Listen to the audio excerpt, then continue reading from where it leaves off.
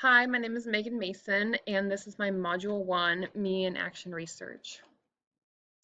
A background about myself is I grew up on a farm in Deshler, Nebraska, a little small town, and then I was recruited to McPherson College to do track. I was a thrower there. I threw shot put, discus, javelin, hammer. I was successful in the hammer throw. I went to nationals 2 years in a row, and while I was there, I majored in history and special education. My teaching career, I first started off in Pratt, Kansas, had a little rural school called Skyline Pratt, and I was a 6 through 8 special education teacher there. I also coached middle school volleyball, high school, middle school track, and high school track. Then my husband and I moved to Colony, where we are now, and I got a job through the co-op, and they placed me at Chanute, Kansas, at the middle school there. I was the 6 through 8 emotional and behavioral disorder teacher. And I also coached at the community college there at Neosho as the throws coach. Then my first daughter came around and I was able to relocate to Colony. Now I teach 6 through 12 special education. I'm also the middle school and high school basketball coach and the high school assistant track coach.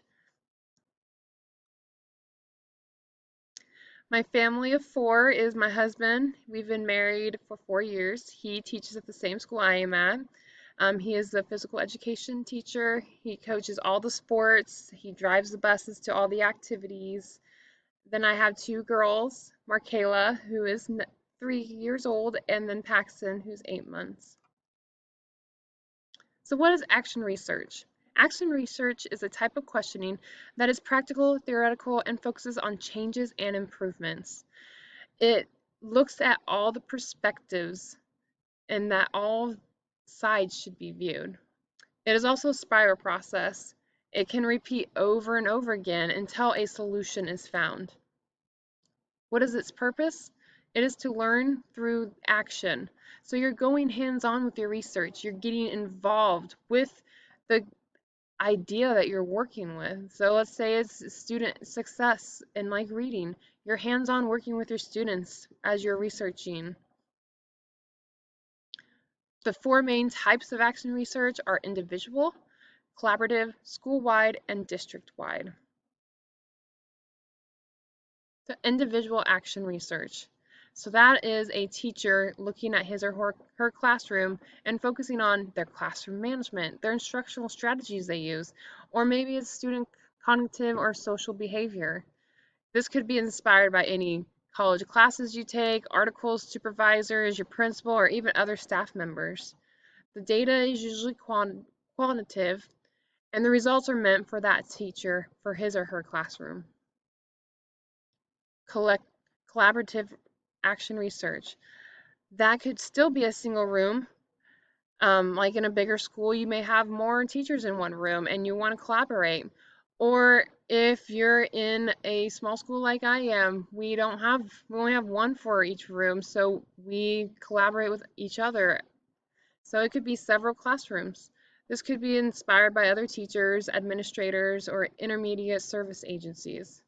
The data collected is mostly quantitative, but could be qualitative. And the audience are the members in the collaborative action research.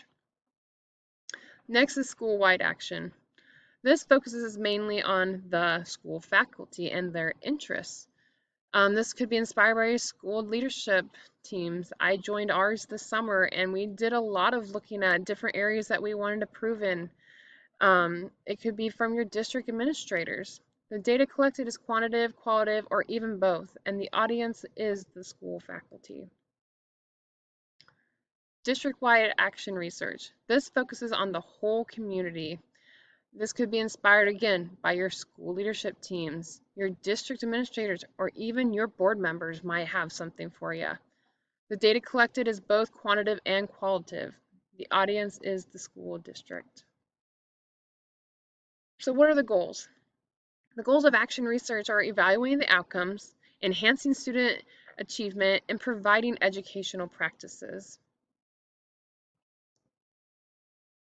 Steps for the action research. The first step is to, of course, identify the problem or the idea. It needs to be test driven, evaluated. It should also align with your values. Make sure you're researching something that you believe in and you have passion about. Step 2 is finding the facts. Go and find the literature reviews. What do other people say about this issue or problem? What actions could be available for you? What has worked? What hasn't worked?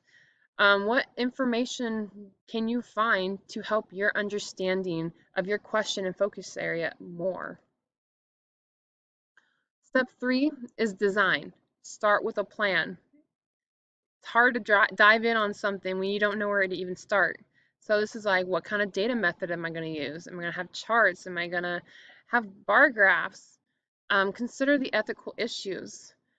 Gather permission forms. Those are very important, especially if you're working with students. You've got to get that parent and guardian to sign that you have the right to work with their student. Create deadlines, because if you're like me, if I don't have a deadline, I'm not going to reach it, and it keeps me on pace to getting stuff completed. Step 4 is the action, experimenting and collecting all the data. This could be quantitative, so you have numbers. It could be qualitative, using traits or characteristics. So these could be either through structured interviews, observations, reflections, focus groups, informal interviews, questionnaires, or my favorite, artifacts from the students. Step 5 is to analysis. This will help us understand our actions and the approach that we took. How could you do this? You can organize them into bar graphs, charts. You could collaborate with your peers. Diving in to understand what you have is very important. Step 6, conclusion. What are you going to do? This occurs when the solution is found. And like I said earlier, if you don't find that solution at the end of your research, go again. Refine your plan. Maybe there was an extra step you didn't need to do, or maybe there's a step you left out. And most importantly, share your research. Don't just contain it to yourself. Action research versus traditional research. So action research is focusing more on improving educational practice. The context drives off of the practice and not really the theory. Theory is secondary. The data is practical, not statistical, and sampling are the students that you're working with. Traditional, however, it focuses more on advancing knowledge in the field of study. The context drives off of theory. The data analysis is statistical, and sampling is random. You don't know the people you're researching. So now, what are the common problems, though? Sharing only gets as far as the researchers let it. I know sometimes we're like, hey, this is going to be great for my room. I don't want people to judge it. But you never know. What you find might help the next person to you. And overall, the process could be overwhelming, especially if you're doing it on your own. And it's time consuming. As teachers, you're like, where do I get the time? I feel like that all the time as a special education teacher. I'm swamped with data all the time, not knowing when I'm gonna get around to organizing them, implementing it, or even just reading them. And again, sharing data, very, very important. The evaluation of personal teaching practices and action research. So currently, I feel that I'm very open-minded when it comes to new tools and research. I'm constantly being sent to in-services through the co-op to learn this area or learn about this tool to bring back to the co-op. We are on committees to find what's the best curriculum, what's the best way to help a child catch up on the reading curve.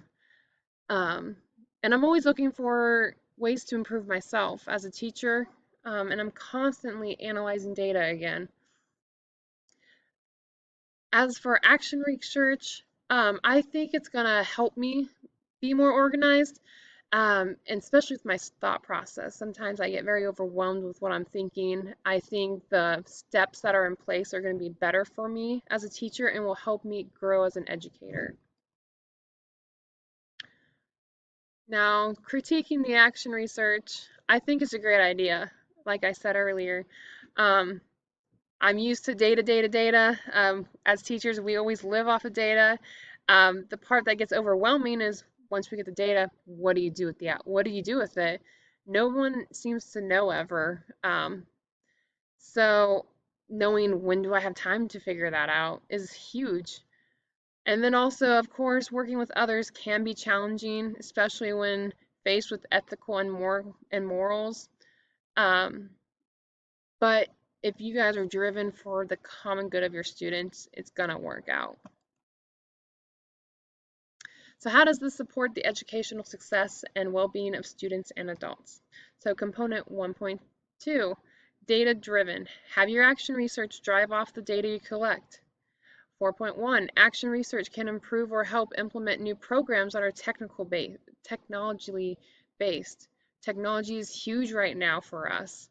Component 4.2, teachers and students can use findings from action research to help implement programs from high quality and equitable programs. Component 4.3, develop culturally acceptable formal and informal assessments. And component 4.4, develop and improve success curriculum for the students.